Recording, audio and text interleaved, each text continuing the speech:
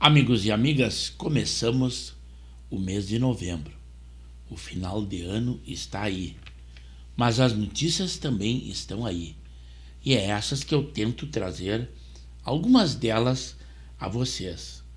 Por exemplo, que o Sérgio Tavares, aquele repórter português, lançou no YouTube o documentário sobre o ministro Alexandre de Moraes, O Falso Juiz.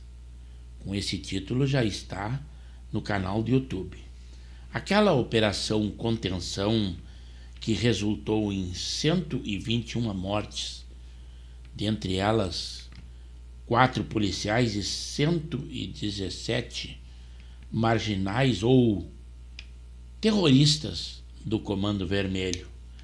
Mas o governador Cláudio Castro, ele é bem claro nas suas declarações. Ele diz: ou some ou suma, diante das críticas de muitas pessoas que querem criticar a atuação do governo e das forças policiais lá no complexo do Alemão e da Penha. Também a Elisa Robson, guarde bem esse nome, ela é a primeira brasileira com asilo político oficialmente concedido pelos Estados Unidos, em razão da conduta do ministro Alexandre de Moraes em relação a ela. Foi uma edição que ela botou em suas redes sociais e o ministro determinou ações contra ela. Ela agora é asilada política lá nos Estados Unidos. Também nós teremos a presença do ministro Alexandre de Moraes nesta segunda-feira, 3 de novembro, para ouvir o governador do Rio, Cláudio Castro, em torno da ADPF 635. Mas o governador já disse que não vai recebê-lo lá no Palácio do Guanabara, vai receber no Centro Integrado de Comando e Controle. Olhem só que coisa estranha. O Marcinho VP, aquele líder do Comando Vermelho, recorre ao Superior Tribunal Federal para falar para a TV Record sobre aquela operação no Rio de Janeiro, já que ele foi barrado, mas aí pela Justiça Federal. Mas não temos só más notícias, temos uma boa notícia. Aquele âncora, editor-chefe do Jornal Nacional, William Bonner, deve ter cansado de lacrar e defender o governo federal e não se preocupar em dar a notícia. Basta dizer que numa entrevista ele disse que o presidente Lula não deve nada à justiça. Vai nos livrar pelo menos de vê-lo todos os dias. Está deixando o Jornal Nacional e também a função de editor-chefe de edições.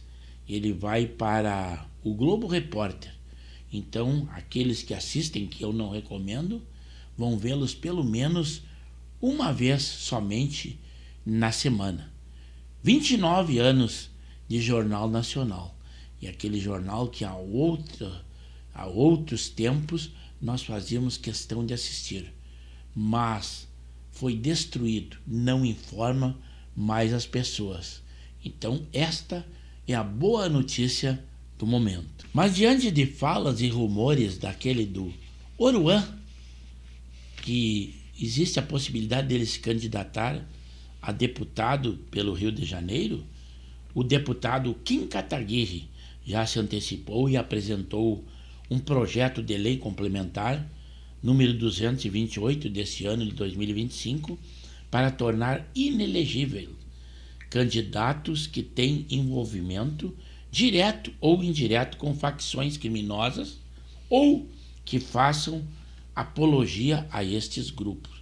É exatamente o que acontece com este Oruan. O ministro Alexandre de Moraes, do Supremo Tribunal Federal, manda o governo do Rio preservar perícias da mega operação e dar acesso à defensoria. Mas diante disso também a polícia já disse que vai investigar aquelas pessoas que foram até a mata e recolheram esses corpos daqueles homens que morreram em confronto com a polícia e os expuseram seminus na rua para tirar fotografia e divulgar. Tiraram com isso as suas roupas camufladas, coletes balísticos e desfizeram o local. E com isso as perícias foram prejudicadas, como todos nós sabemos. Já o ministro também do Supremo, Gilmar Mendes, cobra plano para recuperar territórios dominados por facções e milícias no Rio de Janeiro. O presidente do Supremo promete que o judiciário não se furtará de fazer a sua parte para frear a violência. Mas não esqueçam que o presidente é Fachin, o mesmo que foi o relator daquela ADF 635, que proibia a polícia de usar até helicópteros em operações nas favelas do Rio e dar ciência a todos os órgãos. Isto aí agora é uma providência tipo para inglês ver. Apenas, agora falando do Rio Grande do Sul, apenas 70% dos municípios atingidos por chuvas no Rio Grande em 2024 executaram o plano de contingência. Quem diz isso é o IBGE. Mas eu trouxe em vídeo para vocês 2 que serão agraciados com a medalha Rui Barbosa 2025. É aquele do mensalão, cabeça pensante do PT, o Zé Dirceu, e o ministro Alexandre de Moraes. Aquele em que o relator da PEC da anistia, agora chamada dosimetria, Paulinho da Força, diz que ele é o guardião da democracia no Brasil. Mas quem está dando essa medalha é a Fundação da Casa Rui Barbosa e foi anunciado por quem? A ministra da Cultura, Margarete Menezes. Será na próxima sexta-feira, 7 de novembro de 2025. E eu trouxe também em vídeo a pesquisa que foi feita com pessoas do estado e também do complexo desses morros que são dominados pelo tráfico, e é alarmante o apoio que a população dá às operações tanto da polícia como às atitudes do governo do Rio. Aí está a premiação da medalha que acontecerá. Algumas autoridades, dentre elas Zé Dirceu e Alexandre de Moraes.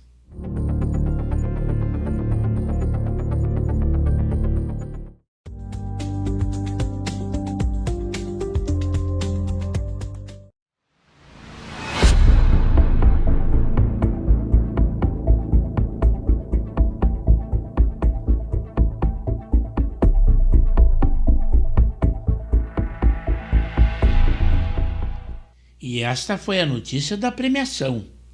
É a realidade e a notícia. Também eu trouxe uma notícia da pesquisa. Foi coletado de uma programação da CNN Brasil, que também não fica muito contente como o governo federal. Tal foi o sucesso desta operação.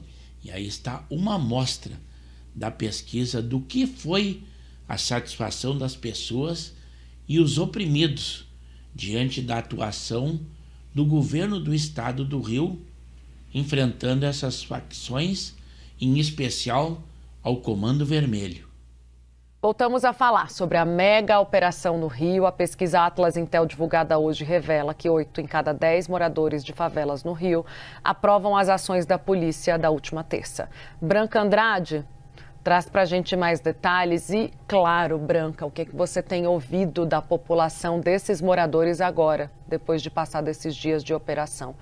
Olha, ontem na coletiva que teve no Centro Integrado de Comando e Controle, o presidente da Comissão de Segurança, Paulo Bilinski, chegou a dizer que 70% da população apoiava essa operação, mas até o momento ainda não tinha sido divulgada essa pesquisa, que foi divulgada hoje pela Atlas Intel, uma pesquisa aí que ouviu 1.089 pessoas, né, 1.089 brasileiros em todo o país, inclusive aqui no Rio de Janeiro, fazendo inclusive distinção de moradores de comunidade e pessoas que não moram na comunidade, que moram na capital fluminense, no asfalto.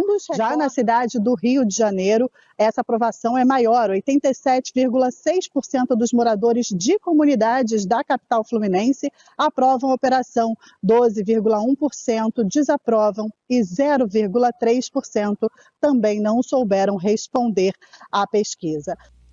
E além desta pesquisa apresentada, também a Datafolha, que olha que é uma pesquisa que tende a defender o governo federal e a esquerda, e diz que cerca de 4.900.000 pessoas vivem em áreas de presença do crime organizado só no Rio de Janeiro. E agora esta é uma notícia em especial ao funcionário público do Executivo do Rio Grande do Sul. O governador Eduardo Leite, que como vocês sabem, ele pleiteia o Senado pelo Rio Grande do Sul em 2026 e ele agora está fazendo um benefício. Não é grandes coisas, mas conforme o prometido, estará pagando 90% do 13º salário nesta segunda-feira, 3 de novembro de 2025. Segundo ele, o valor restante será depositado até o 19 de dezembro desse ano. É uma antecipação que, segundo ele, é um sacrifício do Tesouro. Mas é um benefício muito pequeno, mas é um ato político. Então, você, servidor público, aproveite, mas diferencie o que é benefício e o que é propaganda política.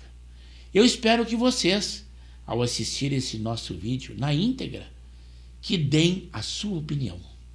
E essa sua opinião será muito bem-vinda no canal de Pepe Severo no YouTube, onde eu peço também, se acharem por bem, se inscrevam no canal. Temos edições diárias e os mais variados assuntos.